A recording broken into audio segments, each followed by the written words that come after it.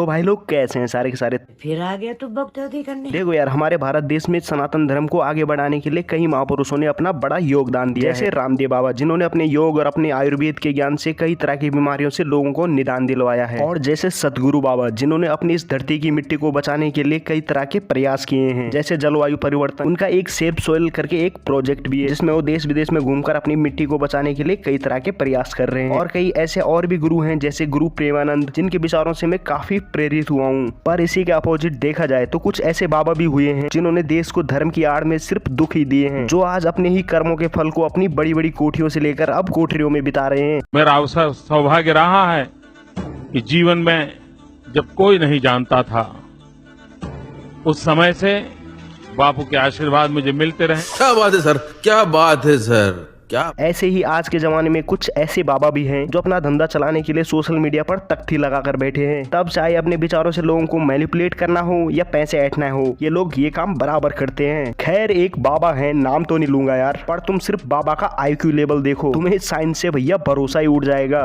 भागवत जी के 8वें स्कंद के 10वें अध्याय में श्लोक नंबर 40 लिखा है, उद्यतायुध दौरदंडई राधावंतो भटान मृधे। राधावंतो लिखा, स्पष्ट लिखा गुरुजी। ऐसा है, नाश मत करिए। आधावंत है, आधावंत में दौड़ते हुए या संधि हो गई है गुरुजी। नहीं, ये गलत बात है। आप गुरुजी तो ज्ञान बड़े बड़े संतों का देते हैं, पर गुरुजी को ये नहीं पता कि भागवत कथा में राधा का नाम है या नहीं है, और पढ़ क्या रहे हैं राधावंत, जबकि वो है आहदावंत। देखिए, अरुणाचार्य जी इस समय टीवी पर छाए हुए हैं, लाखों लोग इनको सुन रहे हैं, तो ये तो यही समझेंगे ना कि अरुणाचार्य बोल रहे हैं।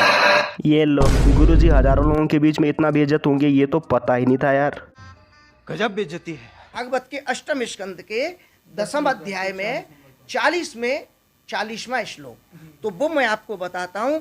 कबंधास्तत्र नोत्पेतु, पहले तो इसीलिए बोलते हैं उच्च शिक्षा होना जरूरी है और गुरु का ज्ञान लेना भी बहुत जरूरी है। पर ये आधा अधूरा ज्ञान लेकर बैठे हुए कुछ बाबा खुद को ब्रह्मज्ञानी सतगुरु समझने लगते हैं। भैया देखा आपने लापरवाही का नतीजा है। भाई लोगों, देखो जीवन में गुरु का मोल क्या होता है मैं तुम्हें समझा देता हूँ 2 लाइनों में। सतगुरु नाम केवल ज्ञान प्राप्त ऋषि संतों को ही दिया जाता है, जिनके जीवन का उद्देश्य आध्यात्मिक मार्ग पर गुरु शिष्य परंपरा के अनुसार बनाए गए शिष्य को मार्गदर्शन देना होता है, जिनके परिणाम से ईश्वर प्राप्ति हो, आत्मज्ञान हो, तुम्हें सतबुद्धि मिले। पर भैया अपने बाबा तो ठहरे ब्रह्मज्ञानी, इन्हें क्या ही पता चलेगा। भगवान अगर कण-कण में रहते हैं तो क्या नाली में भी रहते हैं? हाँ, भगवान सब जगह रहते हैं, नाली में भी रहते हैं।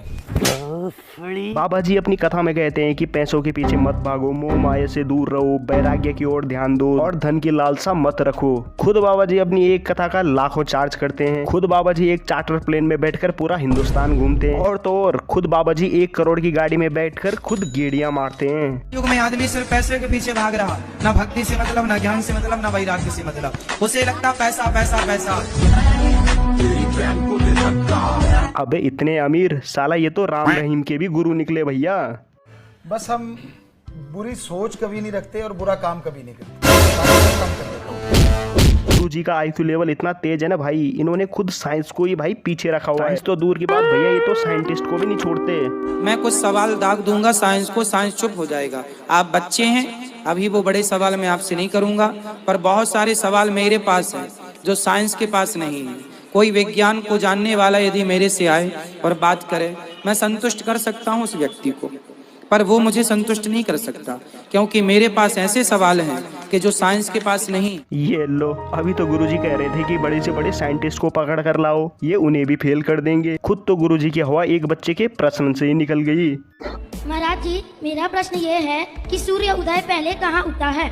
सूर्य उदय सबसे पहले हमारे भारत में हम आपको बता दें, सबसे पहला सूर्योदय कहाँ होता है। हम एक बार गए थे इस तरफ ना, ये फंस गया। हाँ, इस तरफ आसाम के आगे भी कुछ है, उसके आगे क्या है, मणिपुर के आगे क्या है, हम उस तरफ नागालैंड गए थे। हम नागालैंड गए थे। नागालैंड भारत की ही धरती है। नागालैंड वहां गए तो सवेरे 4:30 बजे देखा तो दिन था 4:45 बजे।